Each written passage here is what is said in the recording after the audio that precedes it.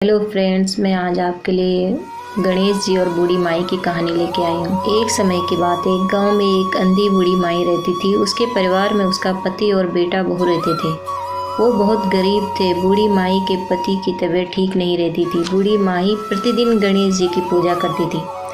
वह गणेश जी को बहुत मानती थी। एक दिन गणेश जी बूढ़ी माई से प्रसन्न हो गए और उन्हें दर्शन दे दिए और बोले, हे माई, मैं तुम्हारी पूजा से बहुत प्रसन्न हूँ। तुम मुझसे कोई भी वरदान मांग लो। तब बूढ़ी माई बोली, हे प्रभु गणेश जी महाराज, मुझे तो मांगना ही नहीं आता। गणेश जी बोले, माई मैं आया हूँ तो कुछ न कुछ तो देकर ही जाऊँगा।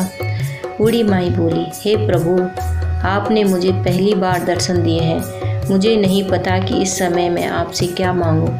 आपके दर्शन मात्र से ही मेरी सारी इच्छाएं खत्म हो गई है। ये सुनकर गणेश जी मुस्कुराए और बोले, बुढ़िया माई, मैं कल फिर आऊँगा। तब तक तू सोच ले और अपने घर में जाकर पूछ ले।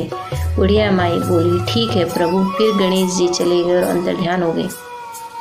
बुढ़िया माई अपने बेटे के पास गई और अपने बेटे को सारी बात बताई। बेटा बोला, माँ तू धन मांग ले। बुढ़िया माई को कुछ ठीक नहीं लगा। वो बहू के पास गई। बहू बोली, माँ आप पोता मांग लो। फिर बुढ़िया माई ने अपने पति से पूछा। पति ने कहा, मेरी सेहत मांग लो।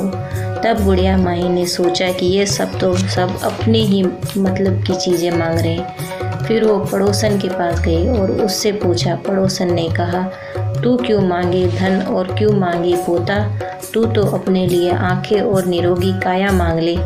तब बुढ़िया माई घर जाकर सोचने लगी, ऐसी चीज़ मांगनी चाहिए जो बेटा बहू भी खुश हो जाए और अपना भी काम हो जाए। बूढ़ी माई सारा दिन सोचती रही। अगले दिन सुबह बुढ़िया माई गणेश जी की पूजा करने लगी। गणेश जी भगवान फिर बूढ़ी माई के पास आ गए और कहने लगे, बुढ़िया माई सोच लिया, अब बता क्या मांगती है।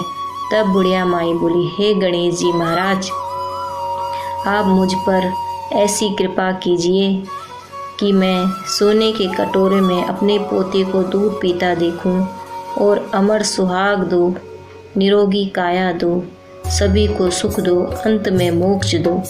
तब गणेश जी भगवान बोले, हे माई, तूने तो मुझे ठग लिया। सब कुछ मांग लिया और कहती है कि मुझे मांगना नहीं आता।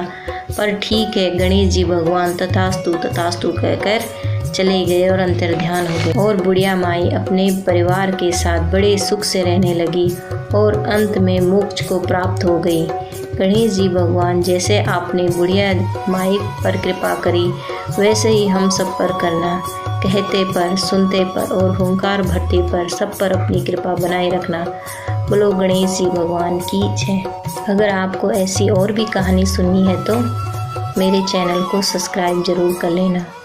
मैं आपके लिए और भी कहानी लेके आऊँगी। Thank you.